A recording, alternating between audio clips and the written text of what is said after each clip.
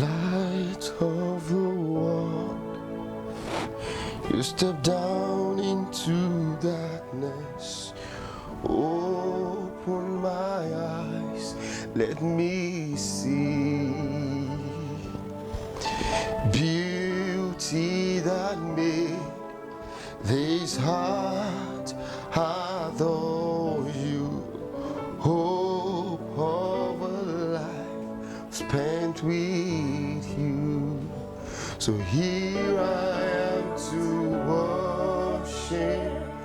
Here I am to bow down. Here I am to say that you're my God. You're altogether lovely, altogether worthy, altogether wonderful to me. Thank you, Jesus.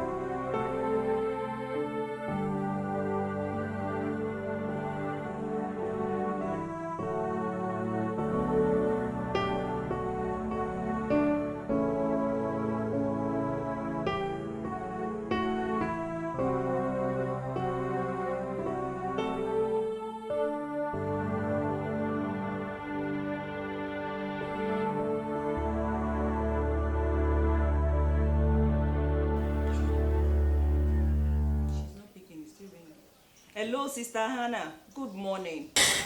Umi, Yoshemo, what is should be your fẹ́ pa mí? Kí ló dé, kí ló tún ṣẹlẹ̀? Go ahead. Go ahead. I don't care. Ohun tó bá wù ẹ́ ni kó dà o. Ohun tó bá wù ẹ́ ni kó dà. I don't care. Ṣé o fẹ́ máa bẹ́ẹ̀ ni? Ta ló ní ìyàwó alágídí? Ta ló ní ìyàwó tí ò gbọ́rọ̀? No nonsense. Èmi ni ìyàwó alágídí. Èmi ni ẹni tí ò gbọ́rọ̀. Fine. I'm done with you. Mi ò ṣe mọ́. Ó tó gẹ́. Orí. Sunkún lé lójú. Okay, sure.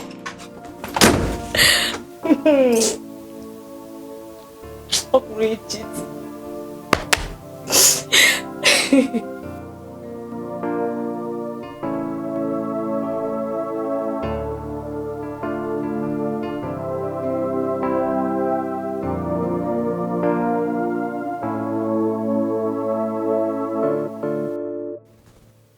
Mi ò rí nǹkan kan tó fẹ́ fa rògbòdìyàn nínú ọ̀rọ̀ tó wà nílẹ̀ yìí o.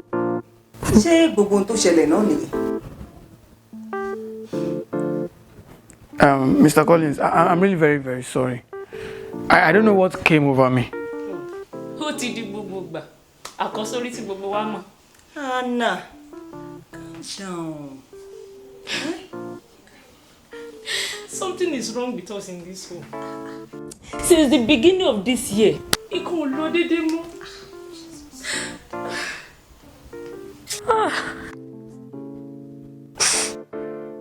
bá dẹ̀ wá ń ṣàlàyé fọ́kọ mi á ka gidi borí.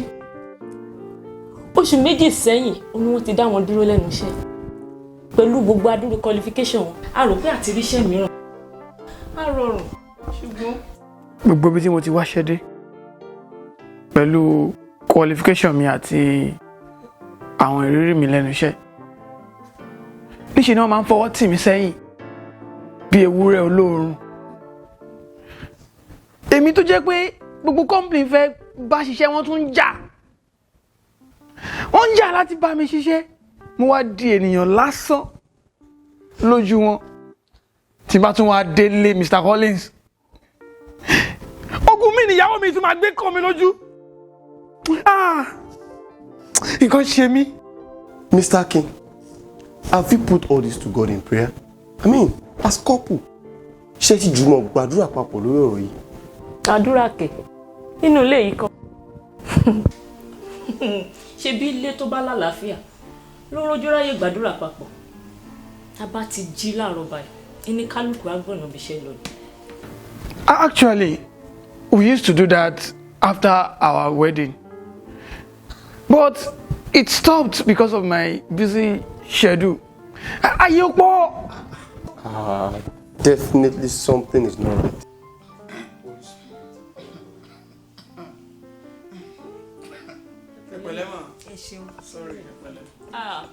Arinola. Ma. Jọ̀wọ́ bá mi bomi wá fọ́rẹ́ mi. All right, ma. You see, for you to have a good home, your relationship with God is very necessary. God should be the foundation of your home. You need an atmosphere that will allow God's presence in your home.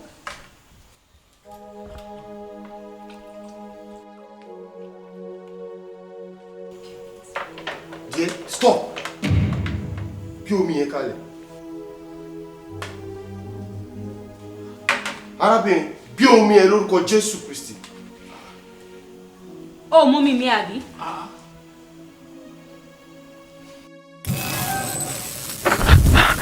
Jesus. Mo bá ọ wí lórúkọ Jésù Kristi ti Násárẹ́tì.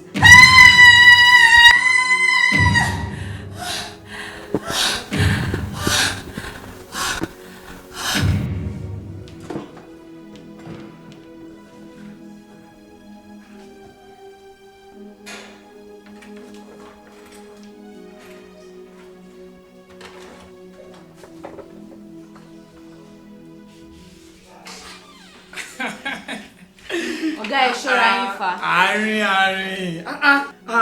Ṣé o máa lò láìkẹ́ ni? Bí àwọn yín bá rí wa ń kọ́. Ó ti jáde. Wọ́n náà mọ̀ pé wọ́n ní number 1 nínú ayé mi. Arinola. Broda King. Pa broda ti sẹ́gbẹ̀ẹ́ kan jọ. Ọlọ́run kan understand. Ọlọ́run á understand yìí. Arinola. Má ṣe bẹ́ẹ̀ náà. Ẹ fẹ́ commit adultery nìyẹn o. Ẹ̀yin tẹ́ ti níyàwó. Jẹ́ǹkọ́. Wo Arinola jẹ́ǹkọ́ sọ́lọ́run lọ́rùn. Ọlọ́run máa dáríjì mi. Ó dẹ̀ ń sáwọn sá látọjọ́ yìí. Arinola gbàwó gangan ló máa ṣe tèmi. Má sá fún mi. Kò dá báyìí. Jọ ọjọ́ òun gan ló máa gbà fún mi. Corporate now àárín. Èèmọ̀ kò ń díbọn ní orí àjọ. Corporate. Ó dá. Màá ṣílẹ̀kùn fún yín lálẹ́ yìí. Ọmọ gidi orí ẹ pé ó ti mọ́ ní mi spark. Ilẹ̀kùn òṣì, ilẹ̀kùn ikú, ilẹ̀kùn àdánù, láti ṣí fún ẹ̀yìn. Orí ìjọ ẹ̀ tó bá bá sùn. Èyí ni ò bá mọ̀ pé dé bá. Iṣẹ́ tí a ti bẹ̀rẹ̀ nínú ayé rẹ̀ bẹ̀rẹ̀ lónìí. Òjò láwọn ọmọ Ọlọ́run tó gbé wálé rẹ̀ lónìí. Ó jù bí tí báyìí lọ́wọ́ wa. Ó ní ìrẹ́ mi o. Arinola, why are you doing this? Má pè mí lórúkọ yẹn. Ẹni ọ̀wọ̀, ṣe bí sẹ̀dẹ̀ lórúkọ mi. Ẹni tí mo bá san ọ̀run làlà. You ask why? Why? Since they confess the righteous one as their Lord and Savior before their marriage, we have seen them as a threat to the kingdom of darkness, their spiritual life, was then a disaster to the kingdom of darkness.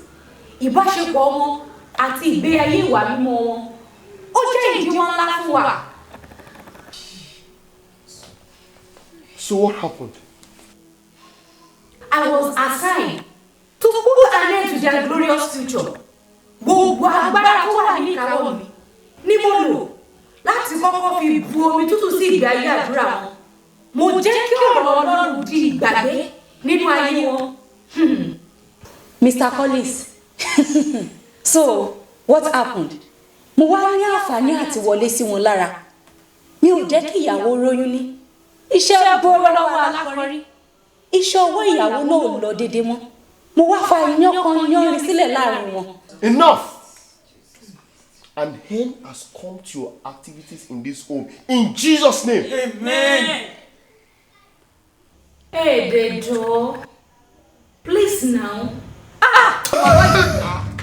Oh, underestimate me, kẹ́. Oh, fẹ́ ṣẹ̀ṣẹ̀rẹ́. Oh, forí ọ̀ka ọ̀hún. Ẹ jẹ́ kí n dín pẹ̀lú ẹ̀. Ẹ jẹ́ kí n bá ìtì ẹ̀. Get out! In Jesus' mighty name.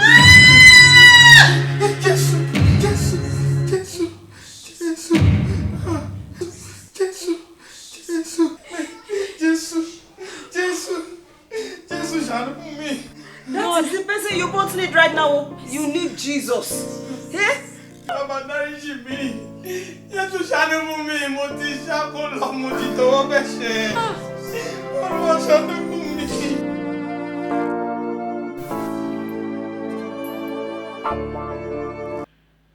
Let's celebrate the Lord Jesus with a big hand. Hallelujah. That was a very, very powerful one and very loaded. I had the privilege of seeing the movie a few days ago. And mo rí ẹ̀kọ́ kọ́ nínú ẹ̀. Ní nǹkan bí ọdún mélòó kan sẹ́yìn, arákùnrin kan wá bá mi ní ọ́fíìsì, president ministry kan ni wọ́n. Wọ́n ní àwọn ní problem kan ní ministry àwọn and wọ́n nílò counsel. And readily, gẹ́gẹ́ bí ìrírí tèmi ní, kò sí ìṣòro téèyàn ní tí agbára àdúrà ò ká. So bí wọ́n ṣe fẹ́ kẹnu bọ ọ̀rọ̀ ni mo ti ní answer lọ́kàn mi pé àdúrà náà là á gbà. But then mo ní kí n fún ọ láyè àti sọ̀rọ̀. Torí apart from prayer, we will equally need to counsel. So mo ní kí ni problem tẹ ní ministry yìí. Wọ́n ní problem táwọn ní ni wípé members àwọn wọn like àdúrà rárá. Wọ́n rí pé big problem ni. Torí nǹkan tí mo fẹ́ recommend a solution gangan ni wọ́n like ẹ̀. Torí mo fẹ́ ní ká kóra wọn jọ kí ẹ kóra pọ̀ kí wọ́n ṣe kí ni kí wọ́n gbàdúrà. Wọ́n dẹ̀ ní tó bá ti kan àdúrà wọn like ẹ̀ rárá. So I looked at him in the face, mo wá rí pé dájúdájú wọ́n ní ìṣòro. So tí Sátánì bá fẹ́ parí onígbàgbọ́, àdúrà wà lára àwọn nǹkan àkọ́kọ́ tó máa gbà lọ́wọ́ ẹ̀. Torí èyí tá a wò yìí, ó ju ti ìdílé lọ. Gẹ́gẹ́ bí ọlọ́dàn ni, tí ìgbé ayé àdúrà rẹ àti Bíbélì kíkà ẹ̀ tó bá ti kú, then ogun ti dé. So bẹ́yìn ò bá lè kóra ẹ̀ pọ̀ pé kí n gba agbára yìí padà, then inú ewu ńlá ló wà. Are we together? Ẹ jẹ́ kí n sọ ìrírí kan ta ní nínú ìdílé wa personally, then a gba àdúrà. Ní ìgbà tí a bí baby of the house, ó súnmọ́ 15 years báyìí, mo rí pé iṣẹ́ fún ìyàwó mi ó pọ̀ púpọ̀. Àwa ò dẹ̀ kọ́ bí ara sí à ń gba ọmọ ọ̀dọ̀. Ṣùgbọ́n wọ́n ní ká gba ọmọ ọ̀dọ̀. So we had to get a lady, a young girl, ó ń bá wa ṣiṣẹ́. Ó kún fún iṣẹ́ gidigidi gan, ó ní ìtara tó pọ̀. Ṣùgbọ́n bó ṣe ń bá wa ṣiṣẹ́, bẹ́ẹ̀ ni bí ẹni pé ara ń fún ìyàwó mi ni. Ṣùgbọ́n a wá rí pé ó tayọ ìfúnra pé arábìnrin kò rí bó ṣe rí, she is beyond this. One day my wife called her and firmly she told her, she asked her, "Who are you?" With the power of God, the lady did not deny anything. Ó dẹ̀ bẹ̀rẹ̀ sí ní kà. Ó ní wọ́n ràn wá ni o. ó ní wọ́n ní kó wá ṣiṣẹ́ ibi ni o kódà wọ́n ti bẹ̀rẹ̀ sí ní gbé ìgbésẹ̀ wo ló gbé ó níbi tí omi tí gbogbo ìdílé máa ń mu ibẹ̀ ló ń ti fi ọwọ́ ìka agbára òun ti fi kàn án pé bá a bá ti mú ká máa kú ní kọ̀ọ̀kan ṣé wàá ti gbé ìgbésẹ̀ yẹn ó lóun ti gbé òun ti ń fọwọ́ kan omi yẹn ṣùgbọ́n kankan ò tí ì ṣẹlẹ̀ so èròǹgbà ẹ̀ ni pé bó bá yá ó máa dùn á máa ṣàìsàn á máa kú ní kọ̀ọ̀kan. Of course, that thing did not work because by God's grace, close to 15 years, we are still alive. Kí ni mo fẹ́ fàyọ? As a servant of God, tí mo minister káàkiri, tí Ọlọ́run dẹ̀ ń fi ìṣípayá hàn mí, nǹkan kan ṣẹlẹ̀ ní ìdílé mi tí ojú tèmi ò ṣí sí. Are we together? But ojú ìyàwó mi ṣí sí. Kì í ṣe pé mo fọ́jú nípa tèmi, ṣùgbọ́n when you work together in the place of prayer, nǹkan tó ò rí ẹnìkejì ẹ̀ á rí tí ìdílé òfin ní sí nínú ewu òun làánú fi máa ń ṣe mí bíjà bá ti bẹ́ẹ̀lẹ̀ kékeré báyìí èdè àìyedè kékeré nù ìdílé ohun tó máa ń kọ́kọ́ fara pa òun ni family devotion my dear ẹ jẹ́ ká pray èmi ò bá yín pray o ẹ pray ti yín kó kálukú lọ sùn ogun dé bá family nìyẹn. For this reason a gbọ́dọ̀ gba agbára yìí padà. Are we together? Bí ohunkóhun bá máa bọ́, àdúrà ò gbọ́dọ̀ bọ́ mọ́ mi lọ́wọ́. That's what your resolution should be. Bí ohunkóhun bá máa bọ́, àdúrà ò gbọ́dọ̀ bọ́ mọ́ wa lọ́wọ́ nínú ìdílé yìí. So we kneel down and pray and settle everything in the place of prayers so that èṣù ò ní wọlé sí wa lára. Are we together? We are no longer answering me. And that's the first prayer we are going to pray. Because the question is always kí ló ṣẹlẹ̀. Ibi tá ṣírí ti lè tú is on the altar of prayer and the study of the word. So that àní máa béèrè ìbéèrè yìí léraléra kí ló ṣẹlẹ̀, kí ló ń ṣẹlẹ̀, what is happening. God can reveal everything in the place of prayer. So àdúrà méjìlá gbà. Àkọ́kọ́ lélẹ́yìí, ibi tí agbára àdúrà ti bọ́ mọ́ mi lọ́wọ́, Olúwa bá mi wá rí. Close your eyes and pray that prayer. If I were you, I will not sit down to pray this prayer. I will stand. Mo ní ojú tí ìdílé lọ. Gẹ́gẹ́ bí ọlọ́dàn ni. Ibi tí ìgbé ayé àdúrà mi ti ń fara pa, Olúwa bá mi wò sàn. Open your mouth and pray that prayer. Pray it. Open your mouth and pray that prayer. Father, in the name of Jesus, wherever my prayer life is suffering an havoc, I pray, Lord, you will heal me in the name of Jesus. Kí ìgbé ayé àdúrà mi kó gba iná ọ̀tun. Kí ìgbé ayé àdúrà ìdílé wa kó gba iná ọ̀tun. Ó ṣe lanu kí o gba àdúrà yẹn. Pray it in the name of Jesus. With this, èṣù ò ní lè wọlé sí ẹ lára. Yes, Spirit of the living God, help me. Help me. In Jesus' mighty name. The Lord told me this just before the movie started. I thought it was a mere thought. It's reminding me pé òun ló rán mi níṣẹ́ ìkíńjẹ. Ẹ jẹ́ kí a di ojú wa ibẹ̀ ni mo bẹ̀ wá. Ó lọ ní ìdílé kan tí wọ́n ti pínyà exactly 9 days today. Wọ́n jọ ń gbénu ilé kan náà ni. Òní ló pé ọjọ́ kẹsàn-án. Ẹ ò gbàdúrà papọ̀ mọ́. Ìjẹrin ó ní ìyàwó ló kó ẹrù ẹ̀. Bóyá ọkọ rẹ̀ ló kó ẹrù ẹ̀. Pé wọn ò jọ sun yàrá mọ́. 9 days now. 4 days ago ní ìyàwó àbí ọkọ kó ẹrù kúrò ní yàrá. Kò kó kúrò nínú ilé ṣùgbọ́n kó ẹrù ẹ̀ kúrò nínú yàrá. Ọlọ́run fi ń yé mi wípé àánú òun ló ń jẹ́ kí ìpè jáde lónìí.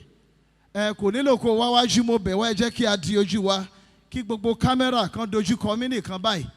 Bó o bá jẹ́ ẹni tí Ọlọ́run ń sọ yìí àbí ìdílé náà jọ̀wọ́ rọra na ọwọ́ ọ̀tún rẹ sókè pé Ọlọ́run ṣàánú fún mi. Kí ogun tí ẹ ó máa lé fún 16 years kó má wọnú ìdílé yín. Àánú ó ti wá ẹ rí báyìí. Raise your hand and say, I am the one. Lord, have mercy on me. Just raise that right hand. Yes, yes, thank you, Lord. Thank you, Spirit of the living God. Kí kámẹ́rà ṣáà dojú kọ mí. Kí ọwọ́ tó wà yẹn lókè yẹn rọra gbé sí àyà rẹ. Just put it on your chest. Yes, Lord, thank you. Lord, your mercy prevails over judgment. Concerning this household that you know and you are seeing, let your mercy prevail in the name of Jesus. ogun tí Sátánì ti ṣe ètò parí fún yín lónìí ogun náà ṣẹ́. Bí a ó ṣe gbé ìgbésẹ̀ ìgbọràn to allow for a reconciliation, mo ní ogun náà ṣẹ́. Àánú Ọlọ́run yóò ṣe ògo nínú ayé yín. Thank you, Father. In Jesus' mighty name we prayed. Please remain standing. Can we pray one more prayer? Some of you would have heard me tell this story, and it's a true life story. Are you still in the house? A young girl, not young, she will be about 18 then, came to meet me in the office. Oni sir, emere ni mi gbọ́rú ẹ̀rí inú fíìmù láti máa ń rí. Bó ló ṣe mọ̀ pé mèrè ni ẹ́, ó wá sọ onírúurú jàǹbá tó ti ṣe nínú ìdílé tá a ti bí. Pàápàá lórí bàbá àti ìyá ẹ̀, ó lóun ti da ọ̀nà wọn rú pẹ̀lú àìsàn, pẹ̀lú onírúurú nǹkan. Kí wá ló dé tó fi ń jẹ́wọ́ báyìí? Ó lóun fẹ́ bọ́ ni ò fẹ́ ṣe mèrè mọ́. Kí ló dé? Ó ló ti sún òun. Pé gbogbo jàǹbá tóun ti ṣe káàkiri ó ti sún kò wú òun náà. Pé kí n jọ kí n gbàdúrà fóun. Mo ṣe fẹ́ kẹnubọ àdúrà ni mo ní kí n béèrè ìbéèrè kan. Ó lé mèrè ni ó ti ṣe jàǹbá tó pọ̀, ó ti ṣàwọn èèyàn lọ́ṣẹ́. Ṣé gbogbo èèyàn lẹ́yìn èmèrè lẹ lè ṣe lọ́ṣẹ́? Ó ní no sir. Ó láwọn kan tágbára àwọn ò ká. Àwọn wo lágbára yín ò ká? Ó láwọn onígbàgbọ́. Ebi ogbó alárìn káàkiri bó la ti ń dónígbàgbọ́ mọ̀ ìyàtọ̀ síra wọn. Ṣé akọ́ sójú ni? Ó wá rẹ́rìn-ín. Ẹ rò pé fíìmù ni mo ń wò. Ó ní kò nira àwọn dá wọn mọ̀. Mo ní báwo ni? Ó ní máa ń bá rọ́ nígbàgbọ́ tí wọ́n ń rìn kódà lójú pópó àti ibikíbi àwọn máa ń rí iná tó ń jó lórí wọn ni. Ó dá o. So àwọn tí iná ń jó lórí wọn òun lè fọwọ́ kàn. Ó ní bẹ́ẹ̀ ni sà. Aláìgbàgbọ́ kan ó ní kò sí iná kankan. Ó ní ṣùgbọ́n sà, ó ló àwọn onígbàgbọ́ kan wà iná tó ń jó lórí wọn bí iná àbẹ́là ni. Ìyẹn máa ń jẹ́ ká mọ bí tí ipò ẹ̀mí wọn wà. A máa ń gbìyànjú lórí irú àwọn bẹ́ẹ̀ a sì máa ń rí wọn mú gbà mí. Kí n tó akẹnu bàdúrà ó ń ṣe mí bẹ́ẹ̀ pé kí n béèrè ìbéèrè kan pé dákun ṣé orí náà lórí tèmi báyìí. Bẹ́ẹ̀ lè ronú wá sí mi lọ́kàn pé ó lóhun tó rí kó tó wá. Are you with me? I'm telling you a true life story, not a movie. Nobody told me, I saw it live. So ní iná kan tó máa ń jò lórí ọlọ́dani àti ìdílé tí àdúrà àti bíbélì kíkà ìwà mímọ́ ìwà òtítọ́. Are you with me? Tó bá ti rinlẹ̀ iná máa ń jó, èṣù ò kí ń rí wọn mú. Bó bá gbìyànjú kò ní rọ́wọ́ yọ. So àdúrà kan tó kù lélẹ́yìí, Olúwa set me on fire afresh. Open your mouth and say, Father. Ṣé bó ṣe lè sọmọ nìyẹn? Father, set me on fire afresh. Oh yeah, go ahead and pray that prayer in 1 minute. Fresh fire. Fresh fire. Oh, upon me, upon my family. Let your fresh fire burn. Olúwa jẹ́ kí iná àkọ̀túnkọ́tú jó nínú ayé mi. Iná tí agbára òkùnkùn ò lè ká, tí wọ́n á rí, tí wọ́n á sá. Lord, set it upon my family. Set it upon my life. Let me receive your fresh fire. In the name of Jesus.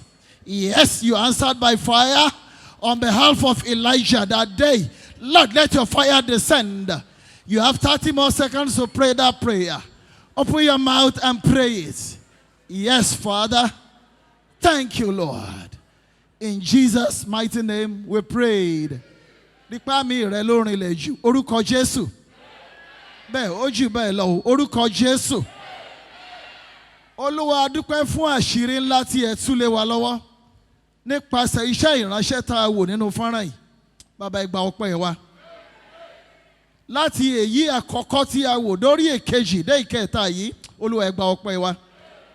Àwa ń gbà á ládùúrà pé ìkòríta tí ẹ ti tú àwọn àṣírí ilé wa lọ́wọ́, Sátánì ò ní ráyè wọlé sí wa lára. Mo ń sọ gẹ́gẹ́ bí ìríjú Olódùmarè pé ìwọ Sátánì tẹ́tí kò gbọ́. Ibi tó o bá ṣẹ́ dé nínú ìdílé kọ̀ọ̀kan, ibẹ̀ náà ló ṣe mọ́. Gbogbo tó o ti bàjẹ́ lórúkọ Jésù, Ọlọ́run mi á tún ṣe. Kí lóhun tó ti nu ìdílé yín? Bí o ṣe ń fi ìgbàgbọ́ ṣe àmì báyìí, àtúnṣe Ọlọ́run mi yóò ṣe é níbẹ̀. Gẹ́gẹ́ bí lọ́kọ láya, kí lóhun tó ń wojú Ọlọ́run fún pé bọ́lọ́run bá ṣe lé inú wa ó dùn. Bó ṣe ń fi ìgbàgbọ́ ṣe àmì yìí, mo ní Ọlọ́run á ṣe é fún ọ. Ní kékeré tó kù kọ́dún yìí ó parí. Kódà bó bá tí ìlẹ́rìí láti January, Ọlọ́run mi yóò jọ ọ́ lójú. Lára àwọn tí ó gbé pa ọpẹ́ kọ́dún yìí ó tó tán, Ọlọ́run yóò kà wá mọ́ wọn.